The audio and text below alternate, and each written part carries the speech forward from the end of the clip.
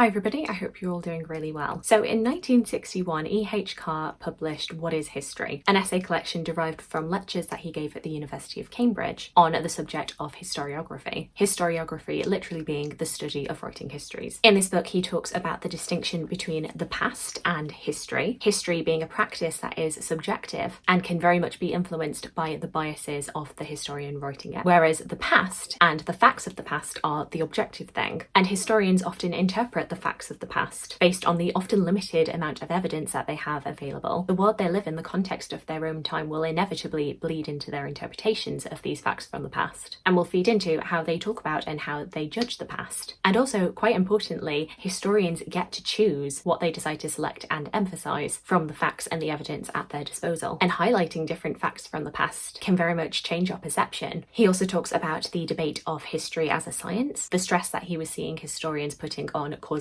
of various events, how much we can use history to predict what is coming in the future, discussion on the individual and the society, both thinking about historical individuals and the need to look at them within the context of the society that they were living in, but also the need to look at the historian and the society that they are living in and how that might affect their interpretations. This is a book that has been both lauded and criticised in equal measure since it came out in 1961, but it remains an absolute pillar of historical study. In fact, if you have been a history student at university, you probably have had to read at least 1 or 2 chapters of this book, if not the whole thing. Flash forward to 60 years later, in which we have What is History Now?, which is edited by Suzannah Lipscomb and also Helen Carr, who, like Suzannah Lipscomb, is a historian, but also Helen Carr is the great-granddaughter of E.H. Carr. And they have come together and collaborated to edit this collection of essays, talking about how the practice and the discussion around historiography has changed and evolved, just as E.H. Carr would have told us it inevitably would. The ways in which our writing of history has changed as a result of changing technologies, shifts in our historical focuses. I think often people think that the practice of history is like a constant thing, what we are looking for stays the same, but actually what history is used for very much changes depending on the time. For example, in the 1800s there was this big push for this idea of like empirical fact, you know, give me the facts and nothing else. But also at the same time there was very much this push for great man narratives. In A.H. Carr's time in the 60s, there's very much this big push to know the causes of various events of history, thinking about how did this thing come to be, what can we learn from this history, and especially in some cases how can we make sure that this never happens again, obviously with the looming memory of World War II and the Holocaust in the background. Whereas I would argue today that one of the driving forces behind historical study can be summed up kind of like,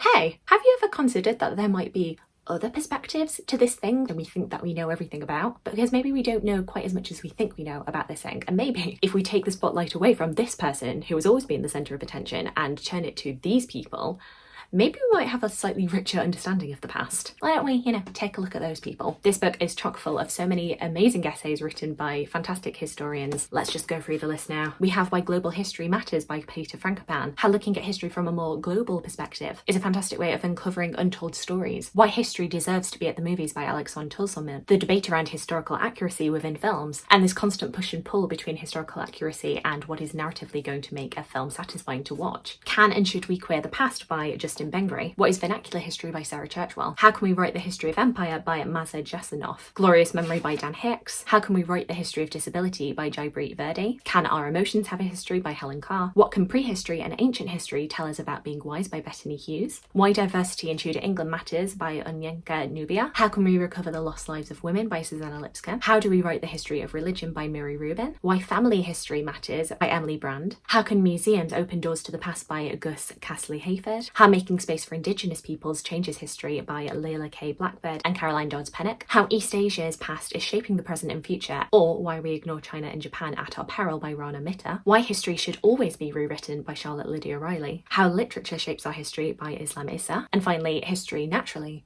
by Simon Sharma. A lot of different contemporary debates are discussed within this book, and you might have seen many of these debates going on in the news yourself. Politicians discussing how historians are trying to rewrite history, which this book very much argues, rewriting history is kind of the point. Like, that is the process of history writing, and we need to make sure that there is the distinction between the past and history. History is literally a subjective thing. The past is constantly being interpreted and reinterpreted, and that is what history as a discipline is. If there is one straight way to view the past, then there wouldn't be so many history books being written every week, every month, every year. If we knew everything there was to know, then what would be the point? Discussions particularly on empire, the controversial pulling down of statues of slave owners like Edward Colston, and the media and political frenzy that that inspired, and how it is important to consider how we are using history and how in the right hands it can be beneficial and uplifting, uncovering untold stories and hidden histories, but also how it can be used in harmful and damaging ways. Maybe in the year of our Lord 2023, maybe the person that we want to have on a pedestal or as a statue in the centre of your town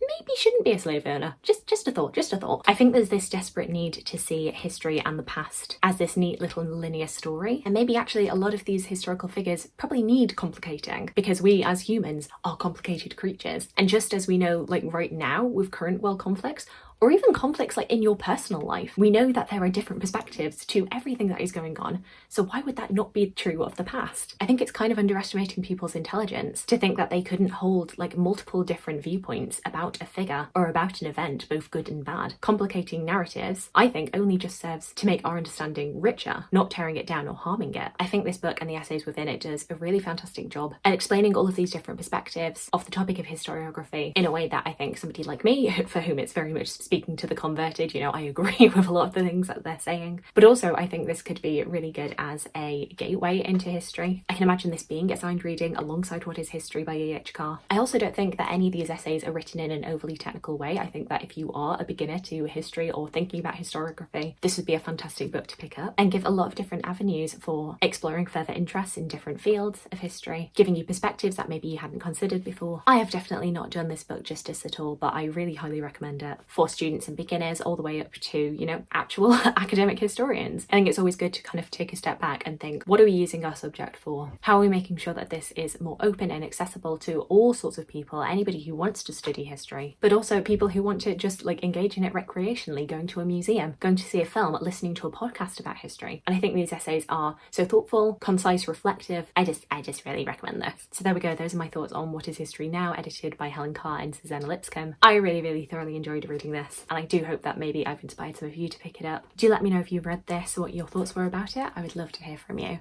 I hope you're having a fantastic day, and I look forward to talking to you again soon. Thanks. Bye.